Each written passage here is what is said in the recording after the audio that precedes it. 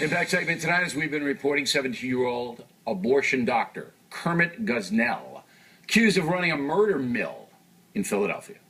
Gosnell charged with 8 counts of murder, 7 babies, and that of a pregnant woman. His lawyer, Jack McMahon, says Gosnell being persecuted and prosecuted because he's black.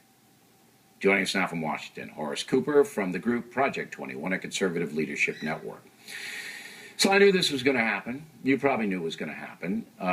This doctor, if guilty, Gosnell, and people should know what he did. You want to tell people what he did, Mr. Cooper, or allegedly did? This individual is accused of taking babies 6, 7, and 8 months into term, having them born alive, and then taking sharp instruments and cutting their spines and their throats, and then sitting them aside, and by the way, hiring teenagers to act as the anesthesiologists and other nurse assistants, as well as keeping, when the raid came, some $250,000 worth of cash lying around. If this isn't preying on innocent people who are poor and uneducated, I don't know what it looks like.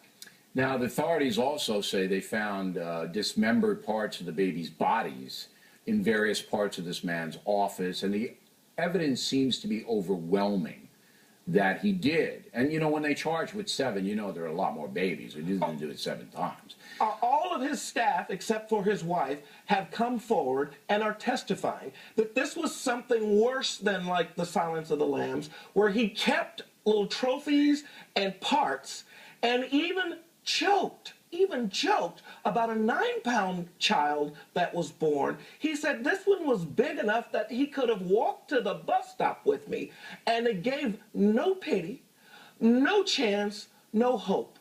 This guy literally came in as a butcher and said to people in violation of the law, I am going to take these 6 and 7 and 8. You know, that's the point in life when you've picked a name out.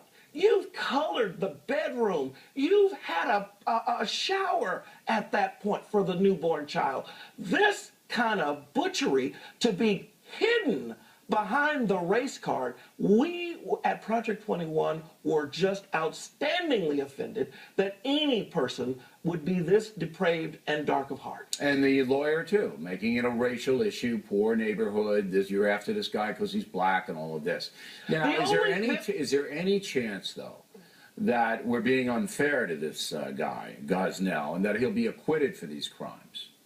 Well, there's always a, quote, chance of that, but the evidence here is overwhelming that this guy literally located, you know, it's the opposite of what his attorney said. He literally located in a community precisely so that he could prey upon people. For him to say that he's being picked on because of his race, when by all evidence it looked like it was poor and minority people that he was targeting. This guy ought to be buried under the jail after they find him guilty and executed. Now, we haven't heard much about this from the media, even the Philadelphia local media, a little bit there, but not on a national level. And if it's true that this guy was doing these things, and I call it executing babies, because that's what it was, for money, why haven't we heard about it in the national media? Well, again, this is another example how the media is disserving the country. If this were the Trayvon Martin case, every single aspect about it, we would be given information about it. Here, the media consistently says, abortion good. Abortion is free choice. There are never any problems. There are never any hassles. This house of pain and torture makes clear that too many people in the abortion industry live off of the back of innocent people by lying to them. Both the employees and the innocent women who came through this process not understanding that he was literally going to torture and kill their unborn children. But I think we can't say that this is the norm in most abortion clinics. I'm not for abortion unless there is really a catastrophic effect on the woman. All right, I'm totally against it for birth control reasons or convenience reasons. But I think this guy was an extremist. For the Pennsylvania authorities, not, you know, real conservative, particularly in Philadelphia, to go after him this hard, this guy had to be an extreme.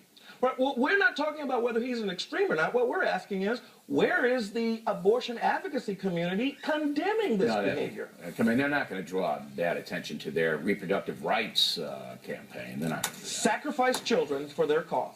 All right, Mr. Cooper, thanks very much. Plenty more ahead as a factor.